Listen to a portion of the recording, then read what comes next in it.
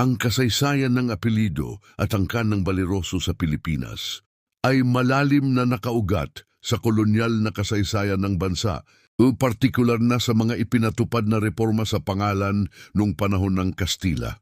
Narito ang komprehensibong detalye ukol sa pinagmulan, kahulugan at paglaganap ng angkang Valeroso sa Pilipinas. Pinagmulan at kahulugan ng salita. Kahulugan. Ang salitang Valeroso ay isang salitang Espanyol na nag-ugat sa Latin na valere, na nangangahulugang matapang, magiting o may lakas ng loob, valiant o courageous. Sinaunang gamit, bago ito naging apelyido, madalas itong ginagamit sa Europa bilang bansag o paglalarawan sa isang taong nagpakita ng kakaibang katapangan sa labanan o katapatan sa militar. Ang pagdating ng apelyido sa Pilipinas, Claveria Decree ng 1849. Gaya ng karamihang pamilyang Pilipino ngayon, ang paggamit ng Valeroso bilang opisyal na apelyido ng angkan ay nagsimula noong Nobyembre 21, 1859. Ang kautusan, ipinatupad ni Gobernador General Narciso Claveria Isalduan ang isang dekreto upang ayusin ang sistema ng pagpapanalam sa Pilipinas. Diston panagtawad po yun, magugulo ang mga pangalan ng mga Pilipino at marami ang walang permanenteng apelidong na ipapasa sa mga anak. Katalogo Alfabetico de Apellidos, gumawa ang pamahalaan. Kastila ng isang kapalit na aklat ng mga apelido. Ang salitang Valeroso ay kabilang sa mga positibo at marangal na salitang Espanyol na isinama sa listahan ito.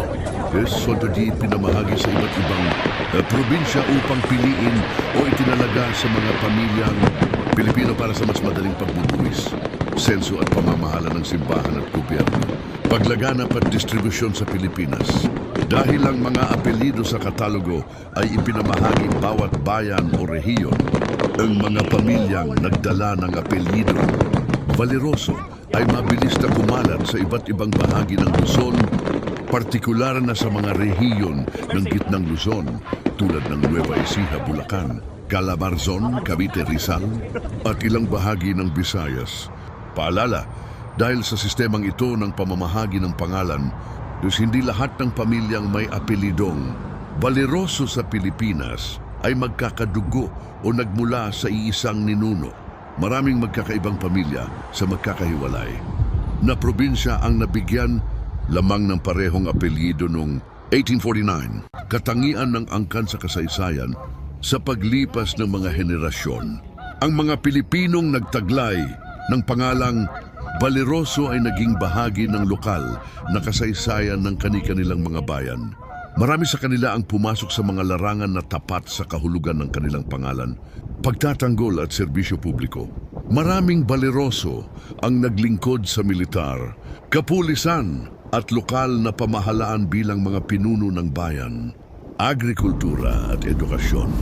Noong huling bahagi ng siglo 1900s, maraming sangay ng pamilyang Valeroso sa mga probinsya ang nakilala bilang mga lokal na magsasaka, guro at manggagamot na nag-ambag sa paglago ng kanilang pamayanan.